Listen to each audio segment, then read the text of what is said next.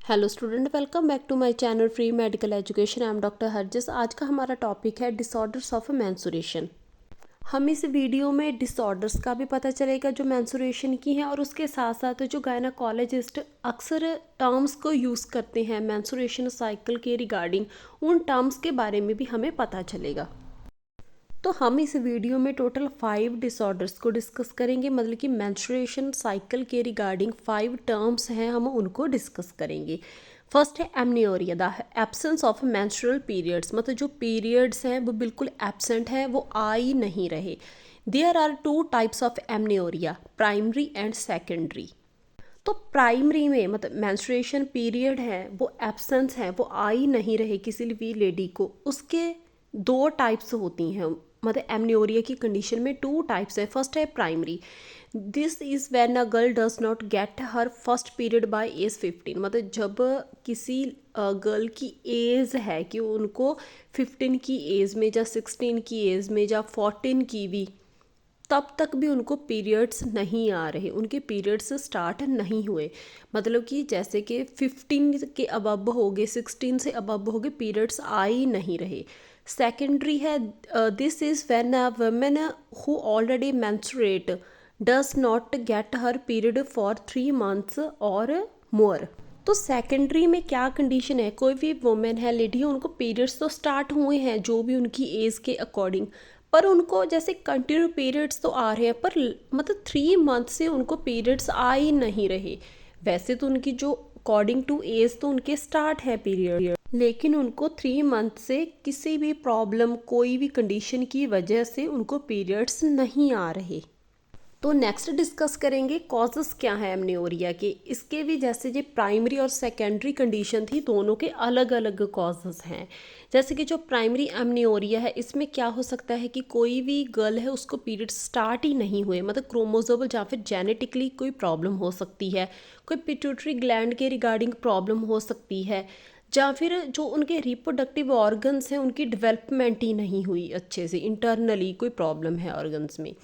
तो फिर आगे सेकेंडरी एमनियोरिया, मतलब पीरियड्स तो स्टार्ट हुए हैं अकॉर्डिंग टू एज, पर वो 3 मंथ से आ ही नहीं रहे। उसके क्या कॉजेस हो सकते हैं, जैसे कि प्रेगनेंसी हो सकती है, मेनोपॉज हो सकता है, लैक्टेशन, मदर है वो बच्चे को फीड करवा रही है।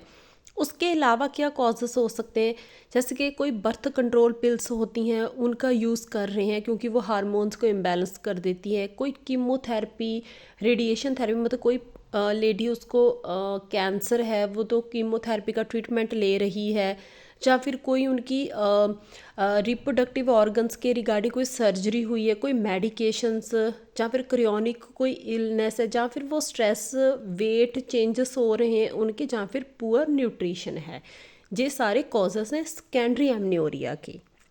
तो नेक्स्ट है second condition, dysmenorrhea. Dysmenorrhea is the medical term for painful menstrual periods. तो डिस्मेनोरिया बहुत ही कॉमन वर्ड है जिसको अक्सर लेडीज़ यूज़ करती हैं। इसका मतलब आ गया कि उनको बहुत ज़्यादा पेन होती है मेंस्ट्रुअल पीरियड, जब उनके पीरियड्स चल रहे होते हैं। Dysmenorrhea is the medical term for moderate to severe pain caused by menstrual period. जब भी किसी लेडी को पीरियड्स चल रहे होते हैं तो उसमें जब उनको पेन फील होती है माइल्ड या मॉडरेट, तो उस पेन को बोलेंगे डिस्मेनोरिया।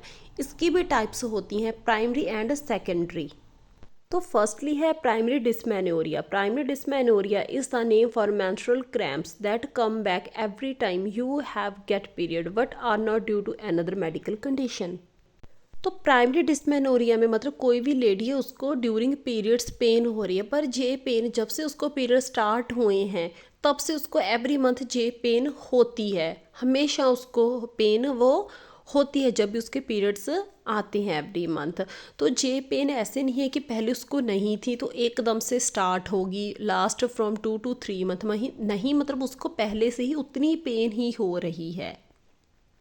तो सेकंड आ गया secondary dysmenorrhea. This type is due to some physical cause, it usually started later in life. मतलब सेकेंडरी डिस्मेनोरिया में क्या है कि जो भी उसको पेन होगी उसका कारण कोई उसकी फिजिकल कंडीशन होगी।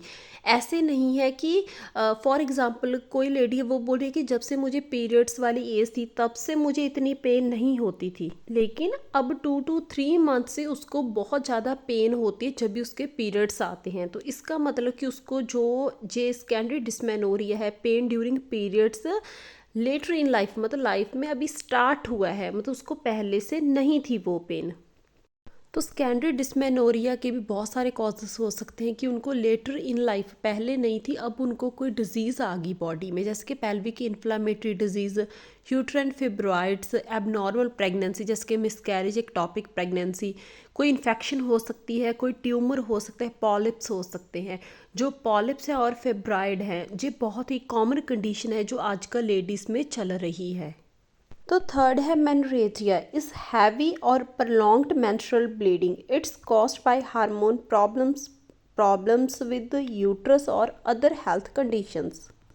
तो मेनोरेजिया में क्या होता है कि कोई भी जो लेडी है उसको जो पीरियड्स में ब्लीडिंग होगी वो बहुत ज़्यादा होगी।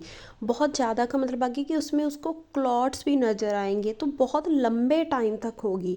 फॉर एग्ज़ाम्पल कि उसको जो ब्लीडिंग है वो मोर देन 80 ml होगी और 8 डेज से भी ज़्यादा रहती है, मतलब 7 to 8 डेज से भी उसको जो ब्लीडिंग है वो होती रहेगी, ज़्यादा टाइम तक पीरियड्स रहेंगे। तो ज़्यादातर ये किस केसेस में देखने को मिलते हैं, जिनके यूट्रस में फिब्राइड होते हैं। तो और जैसे कि फिब्राइड हो गए यूट्रस में, तो उसके साथ साथ हार्मोन्स में भी प्रॉब्लम आएंगी और भी हेल्थ कंडीशंस हो जाएंगी, जैसे कि उनकी जो शुगर लेवल है वो भी थोड़ा हाई रहने लगेगा। हार्मोन्स इम्बैलेंसेस, तो इसका मेन कॉज क्या आ जाता है कि हार्मोन से उनका लेवल बिल्कुल गड़बड़ी में आ जाता है। The hormones that you body produces like estrogen and progesterone help regulate your menstrual cycle. जो एस्ट्रोजन है, प्रोजेस्ट्रॉन है, जो दोनों हार्मोन है जो हमारे मेंस्ट्रुअल साइकिल को रेगुलेट करते हैं, मेंटेन रखते हैं, including how heavy your periods are.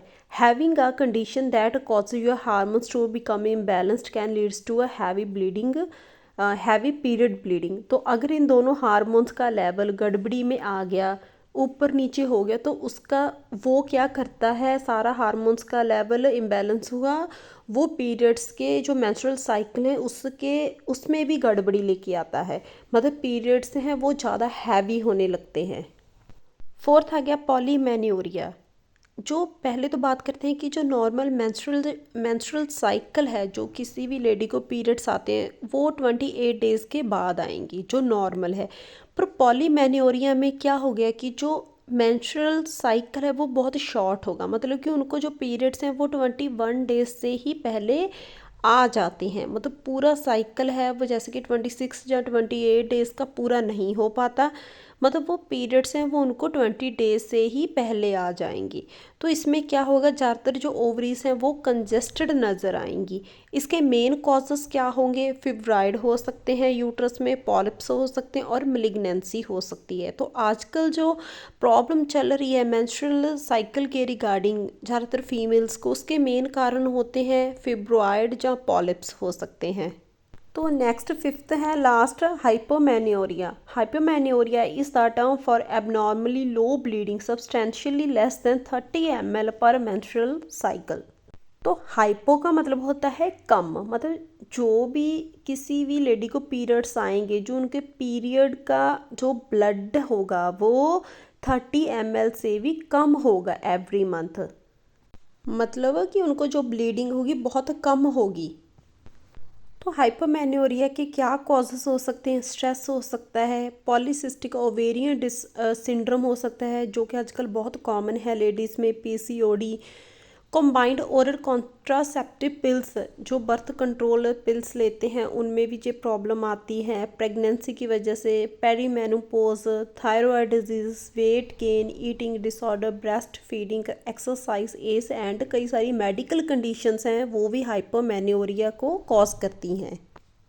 Thank you so much. अगर आपको मेरा ये स्टडी मटेरियल अच्छा लगा, आपको इजीली समझ आया, मेरे चैनल को लाइक करना, शेयर करना, सब्सक्राइब करना और कमेंट में भी ज़रूर बता देना।